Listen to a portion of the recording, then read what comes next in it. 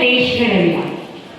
व्यासपीठावर विराजमान आपल्या कमला विद्यालयाचे व कनिष्ठ महाविद्यालयाचे प्रशासकीय अधिकारी माननीय Shri A G. Chaudhary sir, school committee सदस्य माननीय ललिताताई वळवी, शालेय व्यवस्थापन समितीच्या माजी अध्यक्षा माननीय प्रीतीताई पालीकर व विद्यमान अध्यक्षा माननीय जयश्रीताई बोरसे, सर्व शाखांचे प्रमुख, सर्व शाखांचे पदाधिकारी, सर्व शिक्षक बंधू भगिनी, शिक्षकेतर कर्मचारी व माझ्या लाडक्या विद्यार्थी मैत्रिणी, तुम्हाला आपल्या आजच्या 80व्या स्वातंत्र्य दिनानिमित्त खूप खूप शुभेच्छा.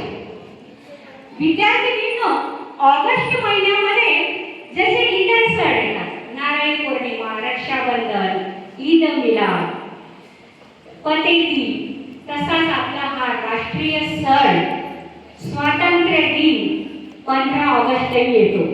आणि इतर सगळ्या सणांप्रमाणे आपण हाही सण अतिशय उत्साहात ध्वजारोहण करून साजरा करत असतो.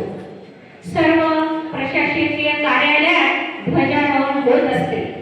पण जेव्हापासून आपल्या देशाचे पंतप्रधान नरेंद्र मोदीजी यांनी हर घर तिरंगा, घर घर तिरंगा हे अभियान सुरू केलं, तेव्हापासून आपण प्रत्येक भारतीय नागरिक आपल्या छतावर पण ध्वजारोहण करायला लागला.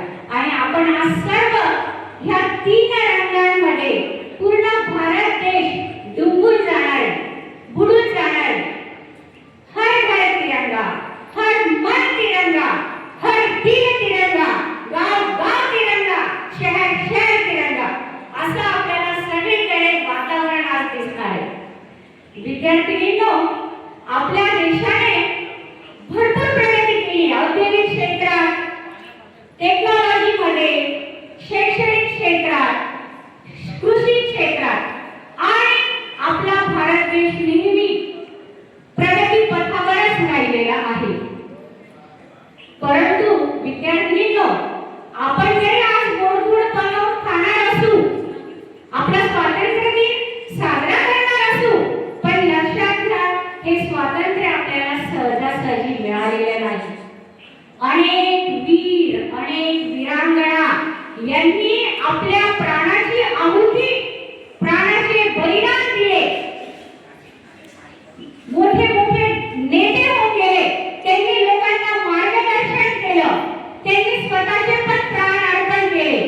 झाशीची राणी लक्ष्मीबाई, चंद्रशेखर आझाद, वीर सावरकर, महात्मा गांधी, लोकमान्य टिळक, चंद्रशेखर आझाद या सर्व वीरांनी आपल्या प्राणाची आहुती दिली. अनेक बलिदाने झाली आणि तेव्हा आपल्याला कुठे हे स्वातंत्र्य मिळाले. आणि हे स्वातंत्र्य आपल्याला आपल्या प्राणांपुढे अतिशय प्रिय आहे. ज्यावेळी 15 ऑगस्ट येतो, 26 जानेवारी प्रजासत्ताक दिन, त्यावेळी आपलं मन देशभक्तीने भरून जातं. आपल्या मनात देशाभिमान निर्माण होतो आणि आपला देश फास्टेस्ट ग्रोइंग इकॉनॉमी म्हणून पूर्ण देशामध्ये आता ओळखला जातोय. कारण पूर्वी आपला भारत देश 10वी इकॉनॉमी म्हणून ओळखला जायचा, परंतु आता आपण जपानला मागे टाकत 4थी इकॉनॉमी, 4थी अर्थव्यवस्था म्हणून आपली ओळख आहे. आज आपला भारत देश मदत घेणारा देश नसून मदत करणारा देश म्हणून ओळखला जातो. आपल्या भारत देशामध्ये दुधाच्या नद्या वाहतात असं म्हटलं जाते. कृषी क्षेत्रात पण आपण खूप प्रगती केली. आपण इतर देशांची अन्नधान्याची निर्यात करून भूक भागली आहोत. आपल्या देशाची लोकसंख्या 140 करोड आहे. त्या 140 करोडचे 280 करोड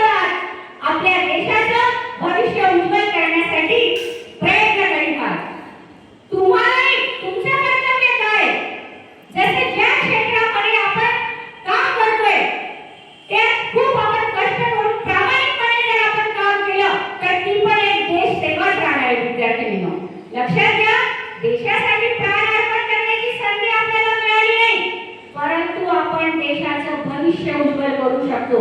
खूप मेहनत आपल्या आपल्या क्षेत्रात आपण करून या देशाला अजून पुढे आणू शकतो.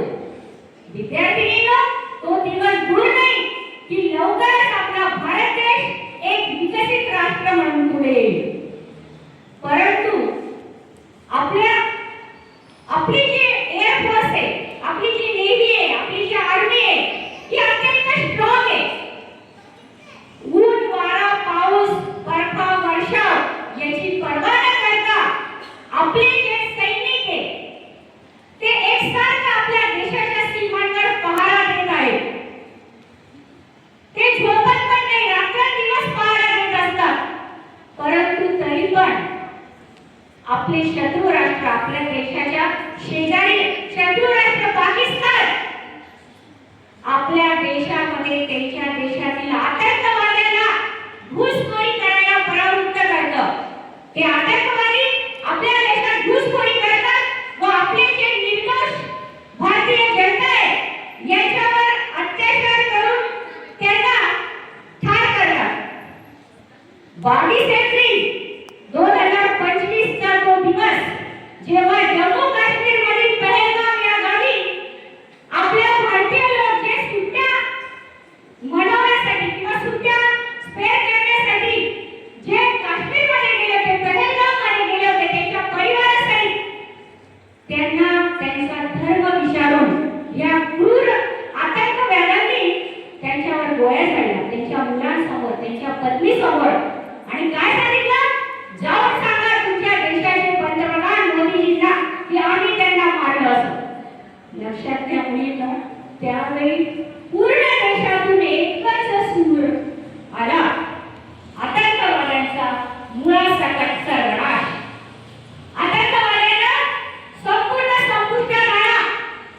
आणि ती हात आपल्या देशाचे पंतप्रधान माननीय नरेंद्र मोदीजी आणि आपल्या तिन्ही दलाचे प्रमुख, आपले राष्ट्रपती, आपले सर्व सरकार यांनी अतिशय गुपितरित्या ऑपरेशन सिंदूरचा निर्णय घेतला. लक्षात घ्या मुलींनो, हे ऑपरेशन सिंदूर हे जे नाव आहे हे अतिशय भारतीय महिलांच्या भावनांना खूप विचार करून हे नाव ठेवलेलं होतं. आणि लवकरच 22 एप्रिल नंतर 6 मेच्या मध्यरात्रीनंतर व 7 मेच्या पहाटे काय घडलं ते संपूर्ण जगाने बघितलं. आपल्या देशाच्या मुलींचा, देश की बेटियोंचा, देशाच्या आई बहिणींच्या कुंकू मिटवण्याचा किंवा सिंदूर मिटवण्याचा काय परिणाम होतो ते संपूर्ण जगाने बघितलं.